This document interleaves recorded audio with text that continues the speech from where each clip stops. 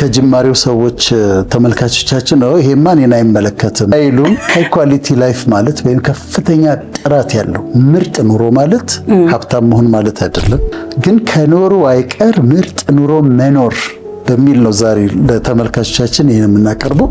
በጣም ጥሩ ነው። አሁን ነጥቦችን እያስቀመጥን አንደኛ ሃይ ኳሊቲ እንዴት እንደሚመጣ እናያለን።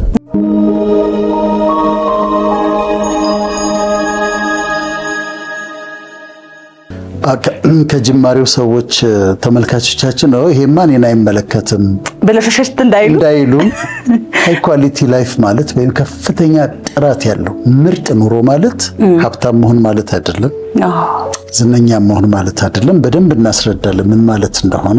ቾት፣ ድሎት፣ ለግዠሪ እንደዛ ይመስለናል። ሃይ ኳሊቲ ላይፍ ግን አይደለም። በደንብ እናስረዳለን። ብዙዎቻችንን ኦልሞስት ሁላችንን የሚመለከት ቶፒክ ነው እና ያንን ማለት አይደለም፣ ግን ከኖሩ አይቀር ምርጥ ኑሮ መኖር በሚል ነው ዛሬ ለተመልካቾቻችን ይሄን የምናቀርበው። ከዛ ደግሞ ራሳችንንም እናያለን። ሊቪንግ ኤ ሃይ ኳሊቲ ላይፍ ብለን ነው አይደል የጀመርነው። ሊቪንግ ኤ ሃይ ኳሊቲ ደረጃው ከፍ ያለ ጥራት ያለው ምርጥ ኑሮ መኖር ማለት ነው። አሁን ወይም ደግሞ the good life ይሉታል።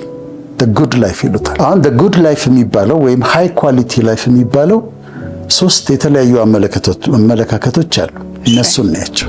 ምንድነው what's the good life? ምን ማለት ነው? ጥራት ያለው ምርጥ ኑሮ ስትል ምን ማለት ነው ይባላል። እና ሶስት የተለያዩ አመለካከቶች አሉ። አንደኛው the hedonic view ይባላል። hedonic view ማለት the good life ወይም ጥሩ ኑሮ የሚባለው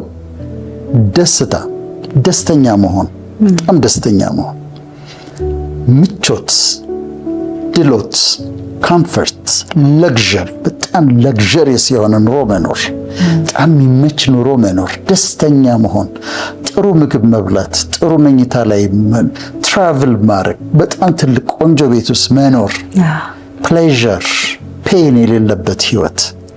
ይሄ ሄዶኒክ ቪው ኦፍ the good life ይባላል። ጥሩ ኑሮ ነው ስንል አንደኛው ቪው ይሄ ነው፣ ሄዶኒክ ቪው ነው።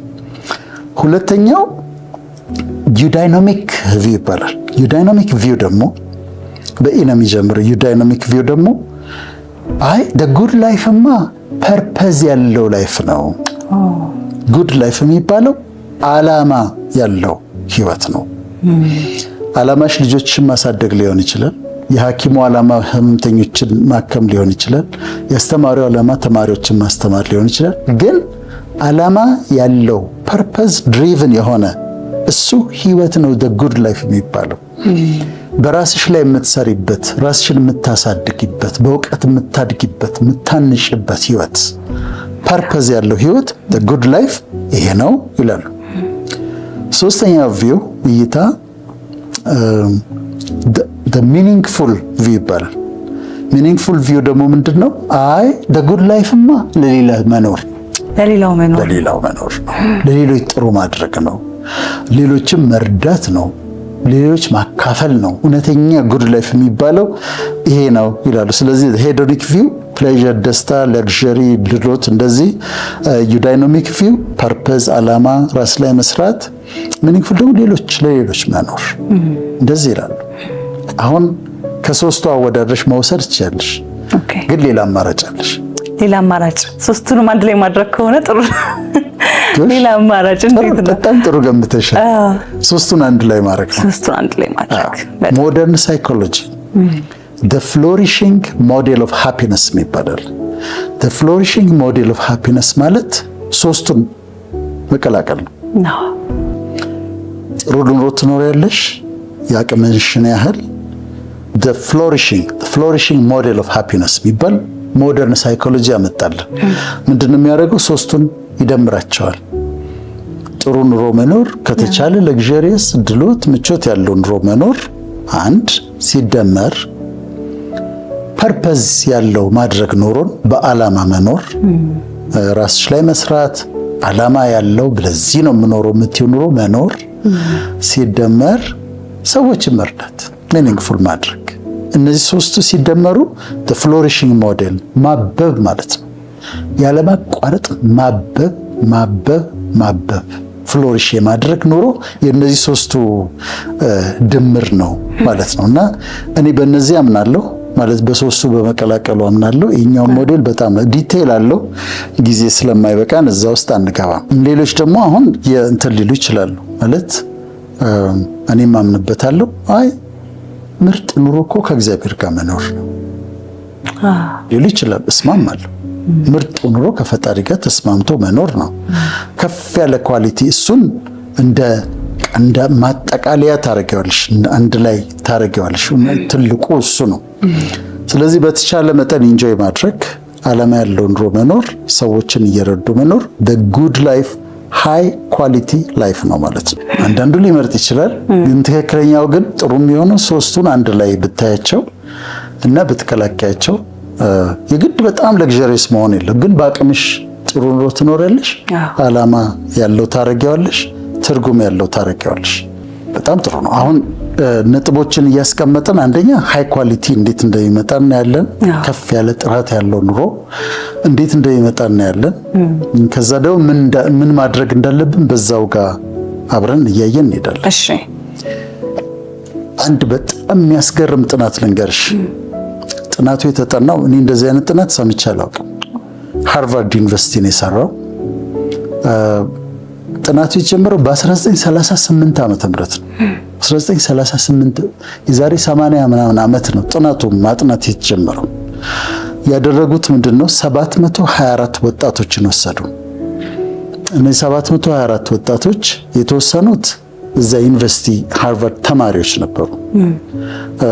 ጆን ኤፍ ኬኔዲ አሁን ተማሪ ሆኖ ነበረበት የመጀመሪያ ፕሬዚደንት የሆነው በኋላ። ሌሎች ደግሞ አንደር ፕሪቪሌጅ ከሆነው ከችግረኛ ቤተሰብ የተገኙ ወጣቶችንም ወሰዱ እና 724 ወጣቶችን ወሰዱ። ሃርቫርድ ስተዲ ኦፍ አደልት ዴቨሎፕመንት ይባላል ጥናቱ።